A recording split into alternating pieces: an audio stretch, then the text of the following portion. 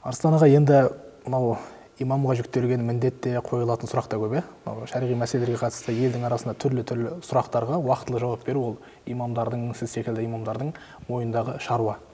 Енді білмеймін деп айтуға тыйым салынған ба, әлде айтуға бола ма? Білмеймін деп жауап берудің өзі жарты білім дейді ғой. Бізде ұстаздар айтады. Бірақ кейде біздің шынымен де көп оқыған адамдар, түсінген адамдар білмейтін нәрсесін білмеймін деп жауап бере береді.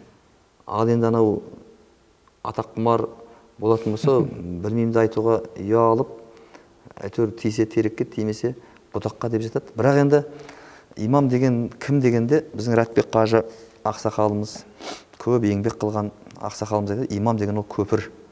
Көпірдің үстінен ит те өтеді, шошқа да өтеді, адам да өтеді, мал да өтеді дейді.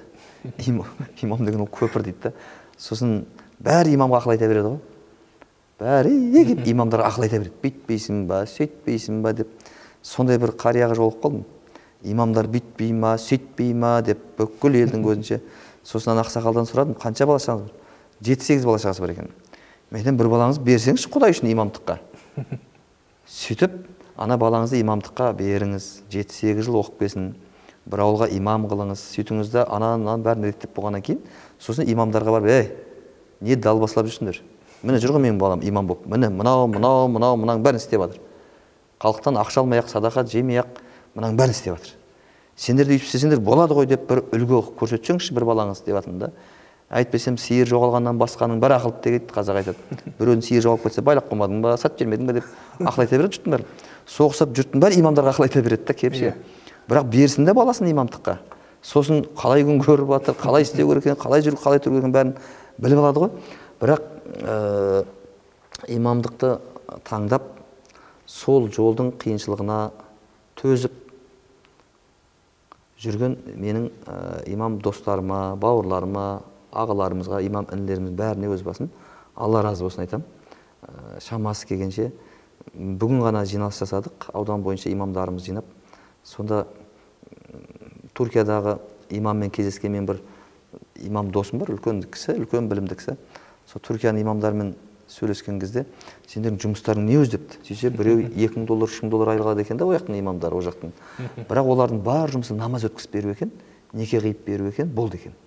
Мешіттің светі бар ма, жоқ па, жылуы бар ма, жоқ па, су бар ма, жоқ па, кілем таза ма, таза емес па, төбесінен су өте ма, өтпей ма, жетім жесір кеп, есігің алды мешіттің алдына келіп жылап тұрғанда, оларға ақша тауып беріп, оның етін тауып беріп, оның тұратын жерін тауып беріп, жаңағы намаз өткізіп береді екен, неке қиып береді екен, жұмада уағыз айтып береді екен, болды екен. Сосын сендер де қандай депті. Сосын біздің имамдарды айтып берген ғой.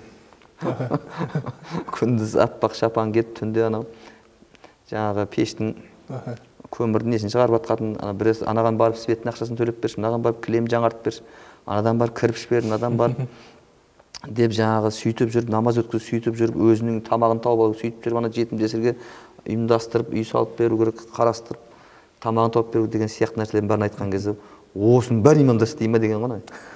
Сол сияқты енді біздің имамдарымыз біреу қатты жұмыс істеп жатыр, біреу ақырын жұмыс істеп жатыр, бірақ әйтеуір қимылдап жатыр, енді барын салып қимылдап жатыр. Сондықтан өз басым имамдарымызға рахмет айтқым келеді. Бірақ білмейтін нәрсемізді білмеймін деп жауап берген дұрыс болады. Білетін нәрсемізді айту міндет болады, халыққа жеткізу міндет болады. Онда да орайын тауып айтудың өзі бір бөлек қой. Бет алды тұрған жерін бәрін айта бермейсің ғой. Орайын тауып айту керек дегендей. Сөйтіп қызмет қылып жатыр ғой, енді Алла разы болсын.